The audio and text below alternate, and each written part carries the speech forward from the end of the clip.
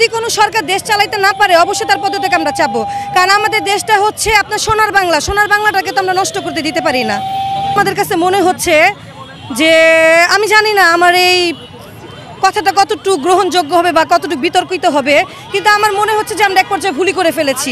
কারণ আমরা আগে খেয়েছি আলু 60 টাকা কেজি, এখন 40 টাকা কেজি, এখন খাচ্ছি 60 টাকা কেজি। পেঁয়াজ খেয়েছি 110 টাকা কেজি, এখন পেঁয়াজ খাচ্ছি 140 টাকা কেজি। এটা আসলে আমাদের মিডল ক্লাস ফ্যামিলির জন্য খুবই দুঃখজনক। তবে আবার আমাদের মনে করি যে আমরা ভুল করেছি এই জিনিসটা যেন আমাদের মাথাতে না আসে বা মুখেও না আসে। আমার মনে হচ্ছে আমরা এখন বর্তমানে সবাই নাটকের মঞ্চে আছি। যেহেতু হচ্ছে ফারুকী সাহেব একজন আপনার ফিল্ম জগতের মানুষ, তাকে উপদেষ্টা বানানোটাই হচ্ছে একটা নাটকের মঞ্চ তৈরি করা। তার কাজ হচ্ছে ফিল্ম নিয়ে কাজ করা, তার কাজ উপদেষ্টার কাজ না। আর যেহেতু তাকে উপদেষ্টা চেয়ারটা দেওয়াই হয়েছে, সে সর্বপ্রথম তার ফিল্ম নিয়ে ভাববে, সে দেশ নিয়ে ভাববে না। সো দেশটাকে নষ্ট না করে দেশটাকে সুন্দর কীভাবে হয় সেই চিন্তাটা আমাদের মনে হয় করা উচিত। আর ফারুকী সাহেব অনেকগুলো সাক্ষাৎকারে বলেছেন যে আমি 2018 সাল থেকে আন্দোলনের সাথে ছিলাম। সে যদি 2018 সালের থেকে আন্দোলনের সাথে থেকেই থাকে, তার কাছে প্রশ্ন যে আপনি তো আওয়ামী লীগের হয়ে কাজ করেছিলেন বা আওয়ামী লীগ সরকার থাকা অবস্থা আপনি কাজ করেছিলেন, তাহলে আপনি বর্তমান সরকার থাকা অবস্থাতে উপদেষ্টা দায়িত্বটা কিভাবে নিতে আসছেন? এটা তো আপনি নিজের বিবেকে আমার মনে হয় প্রশ্ন করলে আপনার এই জায়গাতে আসা উচিত ছিল না। আর দ্বিতীয়ত তো বলবো যে দেখেন, একজনকে হুট করে আইনা বসায় দিলে, এই যে আমরা যারা আন্দোলন করে দেশটাকে দ্বিতীয়বার স্বাধীন করলাম, তাহলে তো আমরা বলবো প্রতিটা ঘর থেকে এক একটা উপদেষ্টা নিয়োগ করা উচিত। কারণ উনি রাইটার, উনি লিখতেই পারে, উনি রাইটার, ওনার কাজটাই হচ্ছে লিখা। উনি লিখেছে জন্য যে ওনাকে উপদেষ্টা চেয়ারটা দিয়ে দেওয়া হবে, এটা আসলে আমি কোনো যুক্তিগতভাবে মনে করছি না। আর যেহেতু দেওয়াই হয়েছে, জনগণের রায় নেওয়াটা অবশ্যই উচিত ছিল যে কার জায়গাটা কোন জায়গায়, কার যোগ্য জায়গাটাতে তাকে বসানো উচিত। আমার হিসাবে ফারুকী সাহেবের যোগ্য স্থান এটা না, ফারুকী সাহেবের যোগ্য স্থান হচ্ছে ফিল্ম জগৎ, তাকে ওই জগতে ফিরে যাওয়াটা উচিত। ধন্যবাদ। ফারুকী সাহেব যদি আপনার হচ্ছে উপদেষ্টা দায়িত্ব পালন নাও করতে পারে, তিনি ভালো দেশটাকে নিয়ে ফিল্ম বানাতে পারবে, এটা আমি আশা রাখি। বর্তমানে আমাদের কাছে এটাই মনে হচ্ছে দেশটাকে নিয়ে একটা ফিল্ম তৈরি করার হচ্ছে, কারণ যাকে পাচ্ছে তাকে বসানো হচ্ছে। কারণ এটা তো কোনো নাটকের মঞ্চ না। আমরা দেশটা এতগুলো মানুষের রক্তের বিনিময়ে আবার দ্বিতীয়বার স্বাধীন করলাম, তারপরে হচ্ছে এখানে নাটক সিনেমা তৈরি করা হচ্ছে। নাটক সিনেমা যখন করবেনি, তাহলে উপদেষ্টা নিয়োগ করে করা দরকার কি? ডাইরেক্ট বলেই দেন আমাদেরকে, তাহলে আমরা আপনাদের নাটকে অংশগ্রহণ করি। যে শেখ হাসিনার সময় 40 টাকা কেজি আলু খেয়েছি, এখন 80 টাকা কেজি আলু খাচ্ছি, এটা কি শেখ হাসিনাকে না মানের আসলে ফল পাচ্ছি? আসলে যদি এটা বলতে বলেন তাহলে আমি এক মিনিট নীরবতা পালন করব। কারণ এখন আমাদের কাছে মনে হচ্ছে যে আমি জানি না আমার এই কথাটা কতটুকু গ্রহণযোগ্য হবে বা কতটুকু বিতর্কিত হবে, কিন্তু আমার মনে হচ্ছে যে আমরা এক পর্যায়ে ভুলই করে ফেলেছি।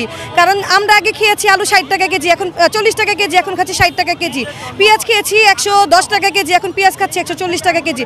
এটা আসলে আমাদের মিডল ক্লাস ফ্যামিলির জন্য খুবই দুঃখজনক। মনে হচ্ছে যে এখন সেন্টিগ্রেডে আসলে শক্তিশালী, না হলে কোনো কিছু দাম কমতেছে না।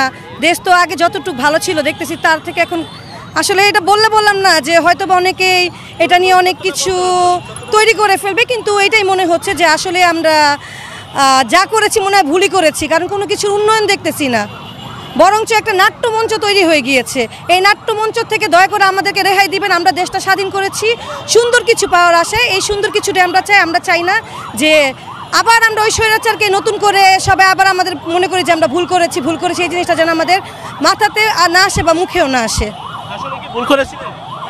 না, ভুল তো অবশ্যই করি না। যেহেতু সে স্বৈরাচার ছিল, তাকে আমরা যেহেতু সে স্বৈরাচার ছিল, এটা আমরা ভুল করিনি বলবো না। যেহেতু আমাদের এতগুলো মানুষ মারা গেছে, এতগুলো ভাই বোন মারা গিয়েছে, এটা আমরা ভুল করেছি, এটা আমরা কখনোই বলবো না।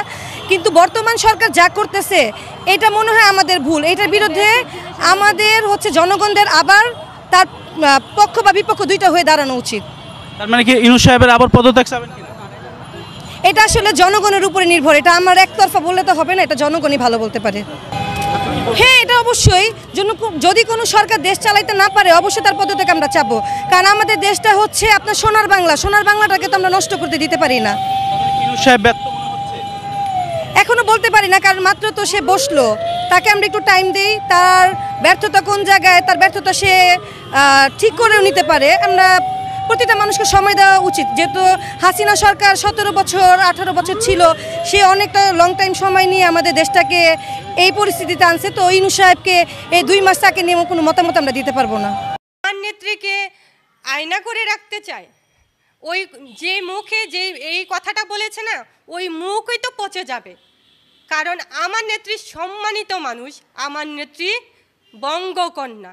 বঙ্গকন্যাকে না এত অসম্মান করা যায় না। আমি সার্জিসের উদ্দেশ্যে বলতে চাই, সার্জিস, তোমার যত বড় মুখ না, তার চেয়ে 1000 গুণ বড় কথা বলে ফেলছো। তোমার মতো অযোগ্য, অশিক্ষিত, মূর্খ ছেলে কি বলছো? শেখ হাসিনা, হাসিনা, হাসিনা। আরে 2 দিন আগেও তো তুমি ছাত্রলীগ নেতার কাছে এসে হাত জোর করে কথা বলতে, আর সেই সার্জিস আজকে কি করো?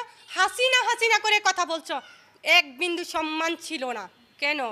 তোমার মতো অযোগ্য, অশিক্ষিত ছেলে কোথায় ছিলে 2 দিন আগে?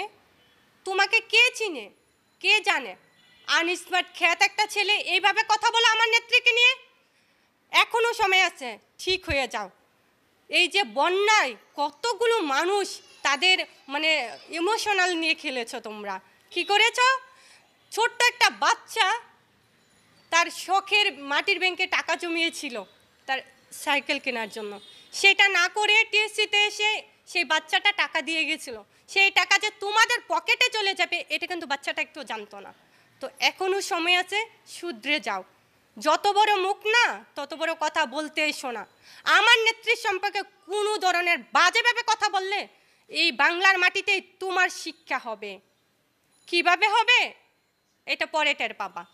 এখনও সময় আছে, সম্মানের সাথে কথা বলবে আমার নেত্রীর সঙ্গে, আমার নেত্রীর সম্পর্কে। ওকে, তোরে আমি আসি। যাদের সরকারি চাকরি পাওয়ার যোগ্যতা ছিল না, তারা যখন সরকার হয়ে গেছে, এই সরকার তো এত টাকা কোনো দিন দেখেনি চোখে। মানে মানুষই যে বন্যায় মানুষ কষ্ট পাচ্ছে, তাদেরকে সহযোগিতা করতে আসছে তাদের মাধ্যমে। এই যে সমন্বয়কে যারা ছিল তাদের মাধ্যমে, সার্জিস কে বলি, হাসনাত, তোমাদেরকে কি দিয়েছিল টাকা? জীবনে তো কোনো দিন টাকা দেখোনি, সেই জন্য এই টাকার লোভ সামলাতে পারো না। কিন্তু এটা করে কি করেছো? অনেক খারাপ করেছো। দেশের মানুষের ইমোশনাল নিয়ে খেলা এত সহজ না, এত সহজ না। তোমরা আমার নেত্রীকে নিয়ে অসম্মান করে কথা বলো। যত বড় মুখ না, তত বড় কথা অলরেডি বলে ফেলেছ। এখনও সময় আছে, শুধরে যাও। নয়তো ওই বন্যার টাকার জন্য বন্যার পানিতে তোমাদেরকে চুবিয়ে মারা হবে। ওকে, ডক্টর ইউনূস দেশ চালাতে পারবে না। কারণ কি জানেন? দেশ চালানো না এত সহজ না। দেশ চালাতে হলে দেশের মানুষকে ভালোবাসতে হবে, দেশের মানুষের জন্য কি সম্মান রাখতে হবে। একটাও তো ওনার মধ্যে নাই, ডক্টর ইউনূসের মধ্যে একটাও নাই। কারণ উনি তো সুদখোর বলে চিহ্নিত। আর উনি কী করে দেশ চালাবেন? দেশ চালানোকে এত সহজ কথা? এটা তো সবাই বলছে, এটা আমিও বলতে চাই। সুদ নেওয়াটা আর দেশ চালানোটা এক না। সুদ কোথায় আর দেশ কোথায়? দেশ হলো মা, আর সুদ হলো কোথায়? পায়ের নিচের ময়লা। তাহলে কি করে সুদ করে দেশ চালাবে? কখনোই হবে না। এটা আমি বলছি, এমন না, সারা বাংলাদেশের মানুষ বলছে। ওনার মতো অযোগ্য মানুষ দেশ চালাতে পারবে না। অযোগ্য এই কারণেই বলছি, কারণ দেশ চালানোর যোগ্যতা ওনার মধ্যে নাই। আমার নেত্রীকে আয়না করে রাখতে চায়। ওই যে মুখে যে এই কথাটা বলেছে না, ওই মুখই তো পচে যাবে। কারণ আমার নেত্রী সম্মানিত মানুষ, আমার নেত্রী বঙ্গকন্যা। বঙ্গকন্যাকে না এত অসম্মান করা যায় না। আর যারা এগুলো বলছে তাদেরকেই আয়না করে রাখা হবে, হাওয়া ভবনে রাখা হবে, আমার নেত্রীকে না। কারণ আমার নেত্রী সম্মানিত মানুষ। ওই আয়নাঘর বানিয়েছে, সাধারণ জনগণ বলতেছে। আমার নেত্রী যদি আয়নাঘর বানায় থাকে, তাহলে আমি মনে করি যে ভুল করেনি। তবে আয়নাঘর কিন্তু আজ অবধি কেউ দেখাইতে পারে নাই। আয়নাঘর বানাইছে এটাই বলছে, কিন্তু দেখানোর ক্ষমতা কারণ নাই। আয়নাঘর যদি সত্যিই সত্যি থাকতো, তাহলে এই রাজাকারের বাচ্চারা এখনো বসে নাই যে আয়নাঘর দেখানোর জন্য। আপনার কি মনে হয় এটা আয়নাঘর ছিল? যেই গামছা দিয়ে নাকি চোখ মুছেছে 8 বছর যাবৎ, সেই গামছা একদম নতুনের মতো ঝকঝকা চকচকা ছিল। তাহলে এটা কীভাবে আয়নাঘর হয়? আয়নাঘর যদি হয়তো, ওনার স্বাস্থ্য দেখে তো মনে হয় না যে এটা আয়নাঘর ছিল। কারণ উনি তো একটা মানে তাজা, একদম মানে সুস্থ একটা সবল একটা মানুষ। তাহলে কি করে আয়নাঘর হবে? আয়নাঘরটা তার মানে হচ্ছে একটা ভালো একটা জায়গা, আমি এটা মনে করি। দেশবাসীর উদ্দেশ্যে আমি বলতে চাই, মুজিব সেনারা তোমরা জেগে থাকো, ঘুমিয়ে থেকো না। কারণ আমার নেত্রী আসবে যে কোনো সময়, আর আমার নেত্রী আসলে কি হবে, যুদ্ধ তৈরি হবে। আমি যুদ্ধে যেতে রাজি আছি, তোমরাও প্রস্তুত থাকো। আর আমার নেত্রীর প্রতি সম্মান ভালোবাসা আরও অনেক বাড়িয়ে দাও। নেত্রীকে ভালোবাসো, ওনার জন্য কি দোয়া করো, উনি যেন ভালো থাকে। দেশবাসীর উদ্দেশ্যে এটাই আমার কথা।